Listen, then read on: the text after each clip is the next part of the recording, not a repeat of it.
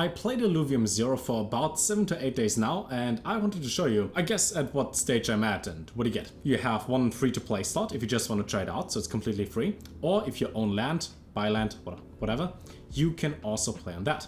Now in that case, you can see, second plot, I did buy land, and it's level 428. Here's how the game works so far, based on my understanding. Now I looked into it, looked at how to optimize different things. This is not optimized. Just so you know in the very beginning. So when you see this random city that I built, this is not optimized. Behind my camera, in the bottom right, there are 3 different options that you can show. You can show the stage, so you can see the level, you can see the resources, what you produce, and then you also have efficiency. If you toggle efficiency, you can see a percentage next to it on how efficient certain buildings are. And the main goal, at least as it seems so far, for the whole city when you construct it, put the different buildings in place, is to move things around in a way that you maximize efficiency. Some buildings, like this one for example, if you move it around, you will see the number changes, right? 113, 144, 143. This changes based on how many, I would just call it boosters, are in the area. For example, this thing right here is a power station that boosts surrounding things. Now when it comes to all of this placement, everything that gives you a resource, as in the ones that are up there. You have 3 basic resources, coal, gemstones, something, and water. And then you have the green stuff, the other crystals, and I think it's called solan. The gemstone thingies and the other resources, basically all of them, they're just on your land. And wherever those plots are, you have to construct the building if you want to use it. Now so far, I just build everything for the sake of building it, right? This one is level 1, for example. If we sell this, you will see that behind those, there is a place of water. That means now if I want to get the water resource and I want to build the water tower thing, I have to build it on those plots. You can't move them. At least at this stage so far, and from what I've known, you can't move those around, which means you have to construct your city in mind with the resources, all of that. I was wondering, for the efficiency of this and how to make money and how to basically play the whole game and construct the city, all you can do so far is build those things over here called singularity scanners. You can upgrade those as well. And you scan for alluvials in the surrounding area.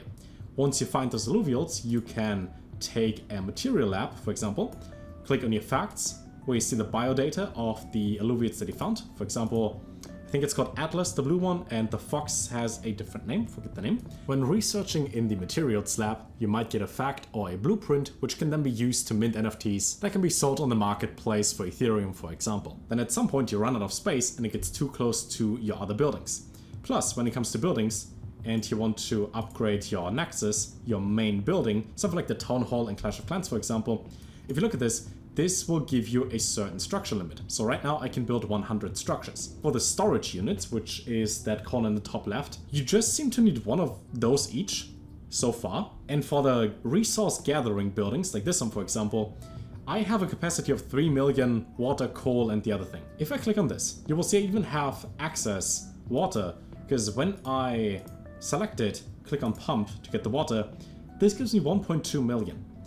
That's a lot. So I was genuinely considering, what if I just sell basically everything besides the, let's just call it more rare resources, because those take up to 24 hours to gather. Sell the basic resources, because they just take up space and I don't use them anyways down there. Just upgrade those over here, where you can then, instead of getting 28, you will get 40 within the same time frame. And we just have to play some spreadsheet simulator where we enter the cost for searching for these resources. At this one, for example, costs 300,000 and it takes 18 hours.